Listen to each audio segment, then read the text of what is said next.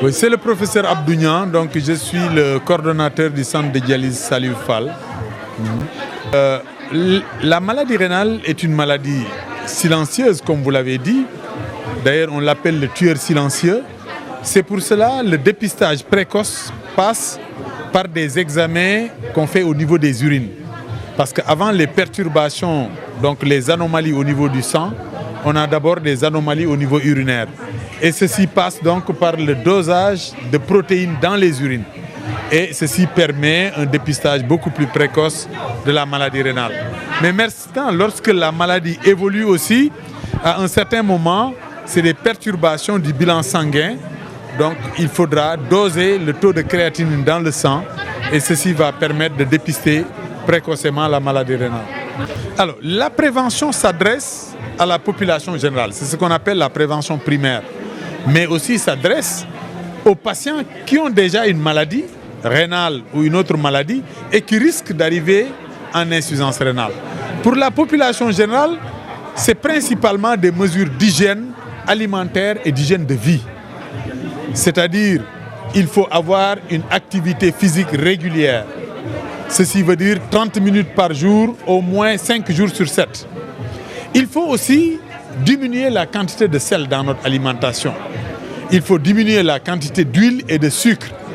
Et ceci pose un véritable problème dans notre population.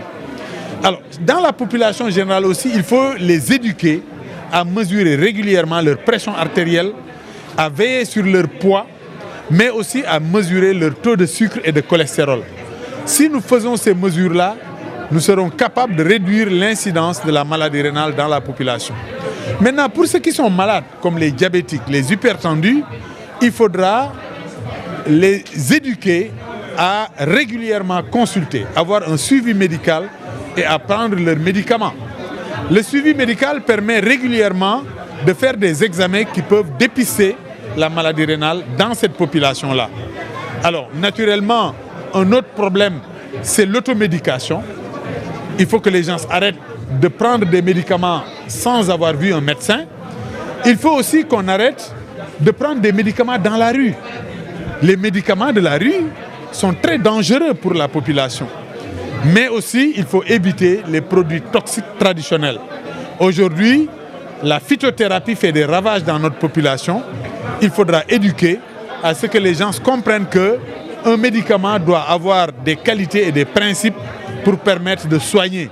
Mais n'importe quelle racine, n'importe quel produit ne peut pas traiter. Ou même si ça peut traiter, ça peut détruire aussi. Alors d'abord pour les dialysés, aujourd'hui nous faisons face à une demande qui est largement supérieure à l'offre. Pour ce faire, il faut augmenter la capacité. Et c'est comment? C'est en créant de nouveaux centres comme ça, ou bien en augmentant les capacités des centres existants. Pour les nouveaux centres, ce centre-là est une illustration. Parce que ce centre n'a pas été construit par l'État. Ce centre a été construit par des associations. Et donc aujourd'hui, nous avons au Sénégal des gens qui ont des moyens, qui sont capables de construire des centres de dialyse. Il faut leur donner l'information, leur montrer qu'on peut faire la même chose à Saint-Louis, à Thiès, à Ziguinchor ou à Matam. Et donc ça aidera les populations. La deuxième chose, c'est que aussi favoriser les sorties de dialyse. Parce que pour qu'un malade arrête la dialyse, il faut qu'il soit transplanté s'il doit sortir vivant de la dialyse. Mais la transplantation est un projet qui est en cours au Sénégal, mais qui demande beaucoup d'aide de la part des autorités. Il faut capaciter les hôpitaux, les mettre à niveau, et il faut aussi doter le pays de médicaments anti-rejet.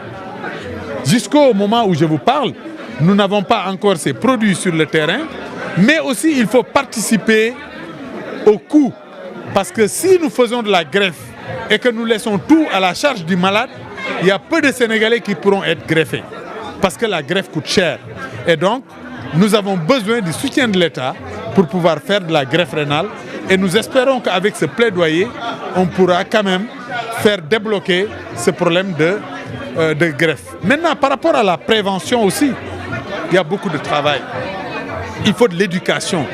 Et l'éducation, c'est le travail de nous tous. Ce n'est pas seulement le travail des médecins. Il faut capaciter les Badianou Gox, il faut capaciter les associations de femmes et les relais communautaires, et ils vont porter le plaidoyer. Parce qu'aujourd'hui, les femmes sont conscientes qu'avec leur plat, avec leurs mains, ils peuvent sauver des vies. Et donc, si on leur donne tous les éléments, elles sont capables de changer les habitudes et de changer les comportements.